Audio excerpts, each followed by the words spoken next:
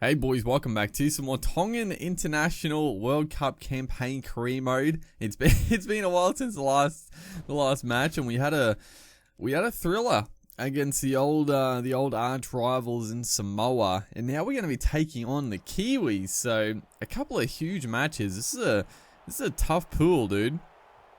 I can't remember who we versed in the first game, but that wasn't like a real simple one either. Definitely the weakest team in the bunch, but Tonga, Samoa, and New Zealand in the same pool. That's a tough one. So hopefully, I mean, as we look at their team, Benji,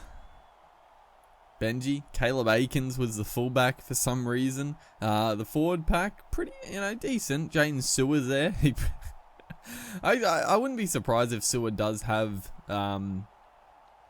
some heritage to New Zealand or Samoa or Tonga for that matter, but he obviously is, Queensland eligible, so bit strange in the New Zealand colours, but honestly on paper, I think our team is quite a bit better. I'm not gonna deny that, dude, but still it's gonna be a good game here, so hopefully we can win this. I don't know, I would say we're probably through to the finals regardless, but you want to go in beating the top dogs of the World Cup. Obviously, probably Australia are the favourites, but beating New Zealand here in the pool matches would go a long way for the confidence and the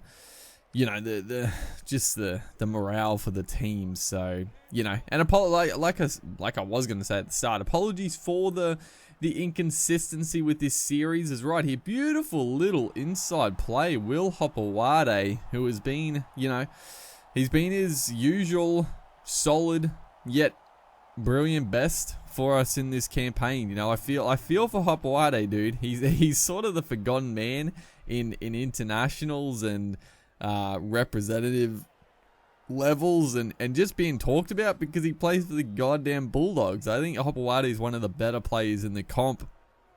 He's versatile. He can play pretty much anywhere in the back line, apart from, he could probably play 5'8", honestly. He'd probably do a decent job, but he can play anywhere in the back five. He does it excellently, defends well. He's got the best. I've said it for years. He has literally the best hands in the game. I don't think there's a better player in a 2-on-1 situation than Hopewade. He just never screws up. He's such an underrated player, and it's because he plays for the doggies. And he's unfortunate. Now should he play for New South Wales? Honestly, I don't know. I mean the thing, honestly, I sort of look at it, and I'll be interested to see who makes it in the back line this year for the Blues, because I know, they're talking like Ferguson is going to get picked on the wing, which is shocking to me. If it was a choice, if Ferguson was an option, I would have Hopewade on the wing well ahead of Ferguson. Now, do I think either of them should be? This is getting into off-topic discussion for sure. But quickly, my two wingers are definitely Adokar and Daniel Tupou. We won't go into the New South Wales team. I was going off on a tangent there, dude. But my main point is that Hopewade is incredibly underrated, and he wouldn't look out of place in the centres for the Blues, or even on the wing if push comes to shove. But regardless, let's get back to this game. I'm sure I'll do I've been itching to do a little bit of a New South Wales Queensland origin team predictions, or what I think or how I think their team should line up. So I'll do those eventually, and I'll talk more about that sort of stuff. But that was a beautiful little play. We almost got the try off the kick, but we did force the dropout, which is obviously the second best option. Is it's going back to Finey to put the kick across field. It's not a bad kick. Pangai Jr. chasing through, but Benji Marshall, with his experience there, able to swoop on that one as Caleb Aikens gets through the gap. I don't know why. Is Aikens even New Zealand eligible? I don't know. He probably is. I think, what the hell has happened there? The bus has got knocked. It's got knocked about 20 meters sideways. Isaiah Papali'i is going to swoop on it. We're going to give the penalty because honestly, a little bit rattled in that play. I really didn't want them to score a try on the stroke of half time. Giving 2 points is obviously a little bit annoying because we would have only had to defend maybe 2 tackles. So, not the ideal, but yeah, probably the better situation to come from it. So we are going to take a 4-point lead into the break. Not bad. It's been a defense-centered game so far. We've had the running, but unable to really put too much scoreboard pressure. But the pass off the kickoff, Tupanua getting down there, putting pressure on, gets the intercept. Terrible work by the Kiwis, and we go straight on the attack here. A little blindside play with Jennings and Tupou, always a threat. It's going to be the pass out there. Terrible ball. I think honestly the pass wasn't great, but also Jennings just didn't space himself well. He was too close to the man with the footy, so that was a bit of a mistake there. As Katoa puts in a pretty decent kick downfield to Caleb Aikens, but yeah, Tupanua's going to come with a high shot. That's why we don't need players suspended in this World Cup campaign, dude. Especially going into the finals next week. We don't want players missing from important matches. That's for damn sure. As Elijah Taylor. So New South Wales have come out. Why do I keep saying New South Wales?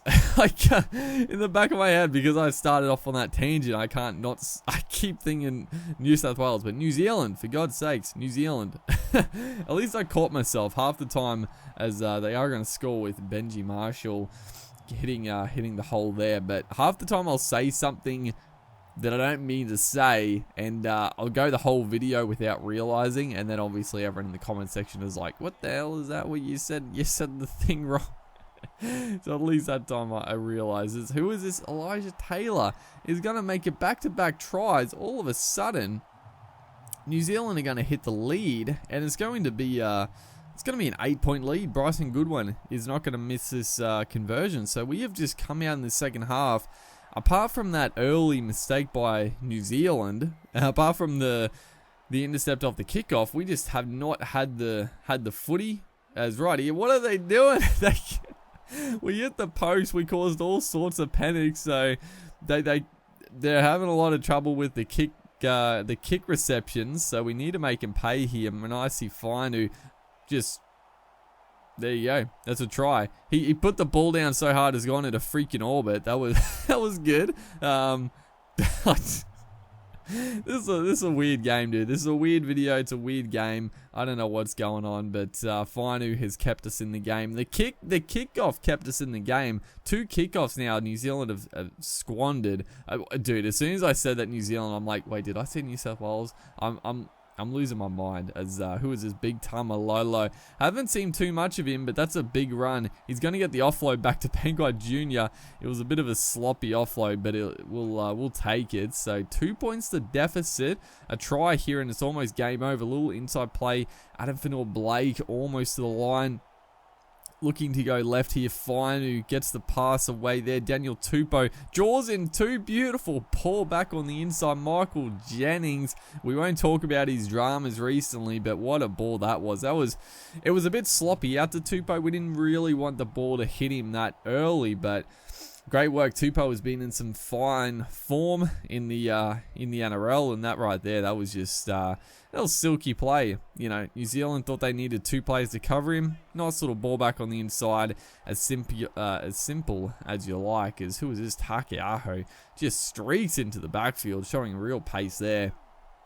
And 18-14. So thankfully, we let New Zealand get out to a pretty quick lead. As Jennings, great run, great offload, but we let him get 2 quick tries. But thankfully, we were able to get 2 quick tries of our own and work our way back into this contest. And it looks like we should get away with the chocolates here. It's been a tough one. As Jennings here, beautiful ball, Daniel Tupou down the sideline. This left-hand attack, it's definitely our go-to side. I mean, Fainu is a real threat, and then you got Jennings and Tupou, the old firm at the Roosters, doing some mighty fine work. So all of a sudden, it looks like we put the sword to the Kiwis, but 10 minutes ago, they were up by 8 points. So this has been a pretty dominant comeback. we had a brief, well, actually not a brief, honestly, probably like the first 25-30 minutes of this second half, we were pretty awful. We turned over possession, we gave New Zealand plenty of chances, but you know, we just showed a little bit too much in the end there for the Kiwis. So hopefully you guys are enjoying the series. Make sure to like and comment, and I'll see you next time for the finals. I'll see you guys then.